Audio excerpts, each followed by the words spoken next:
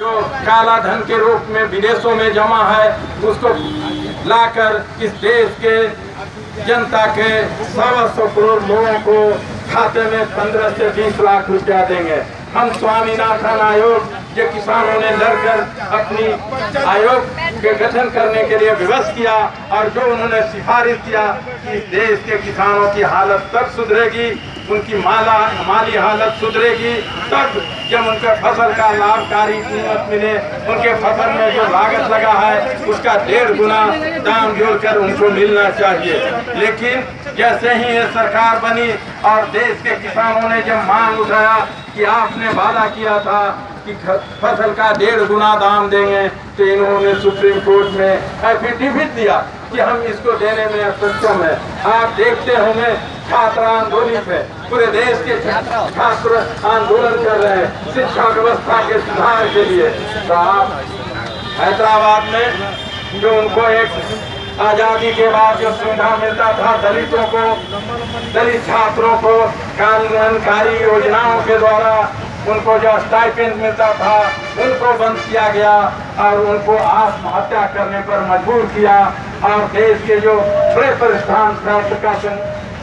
संस्थान है उसमें जब छात्र इस बात के आंदोलन कर रहे हैं तो उनको देशद्रोही साबित कर रहा है। और छात्र ही नहीं, इस देश के किसान अपनी मांगों के लेके सड़कों पर उतर रहा है तो उनको गोलियां दे रहा है, उनको गोलियों से भून रहा है और वो कह रहा है ये किसान नहीं है, ये सही किसान नहीं है। तो मैं दोस्तों बता देना चाहता हूँ कि जिस दिन इस देश का छात्र जागेगा, इस देश का नौजवान जागेगा, इस देश का किसान जागेगा और जिसके नेतृत्व में इस देश के सत्ता चला रहे हो, जिन कारपोरेट बड़े पूंजीपति बड़े सामंतों के नेतृत्व में जो देश के सत्ता चला रहे हो और दुनिया के साम्राज्यवाद से समझौता करके इस देश के व्यापक जनता को माली हालत खराब हो रही है। बिहार विद्यालय परीक्षा समिति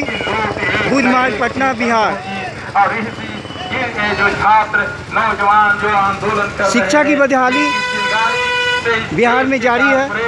इसका एक सर्वोत्तम उदाहरण आप सामने देख सकते हैं जो सत्ता बिहार विद्यालय परीक्षा समिति उच्च माध्यमिक परीक्षा आजादी के बाद इंटरमीडिएट परीक्षा में जो बच्चे लाखों बच्चे फेल हुए हैं वही बच्चे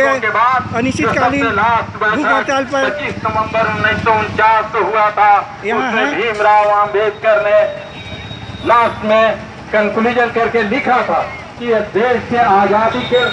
लड़ाई में संघर्षों में जो साम्राज्यवाद के खिलाफ एक लंबा आंदोलन चला और जिसके फलस्वरूप इस देश को आजादी मिली और इस देश के आजादी जो भावनाओं और जो संघर्षों जो बलिदानों के परिणाम स्वरूप ये जो संविधान का निर्माण हो रहा है। और इस संविधान के निर्माण में अगर देश के अंदर जो आर्थिक असमानता है, जो सामाजिक असमानता है, आने वाले दिनों में अगर समाप्त नहीं किया जाएगा, शिक्षा को जो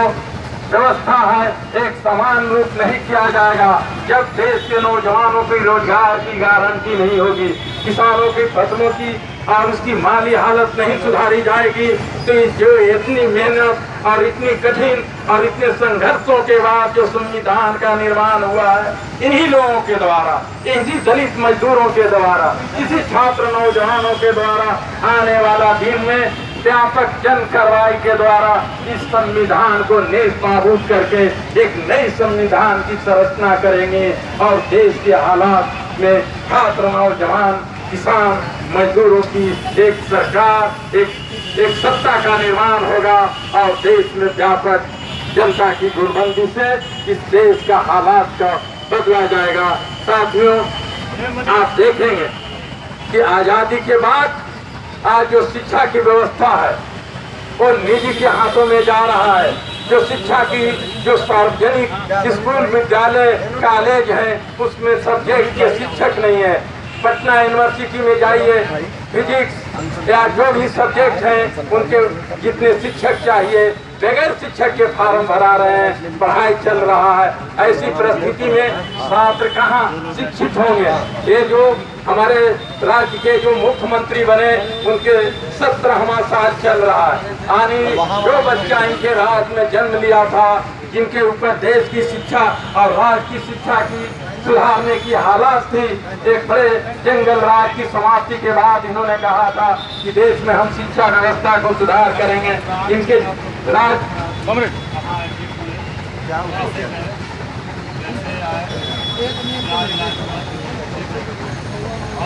इसके बाद भी जो है सरकार की आँख नहीं खुल रही है।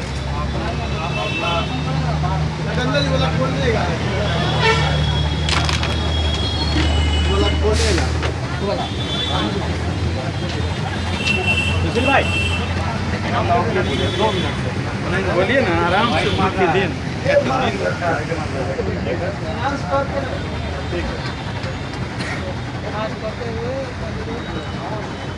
12 तारीख से है ना आप लोग? पिछले 12 जून से आप लोग भूख हड़ताल पे हैं और कल आप लोग की तबीयत अचानक बिगड़ गई थी, क्या कुछ हुआ? रात 12 साढ़े 12 बजे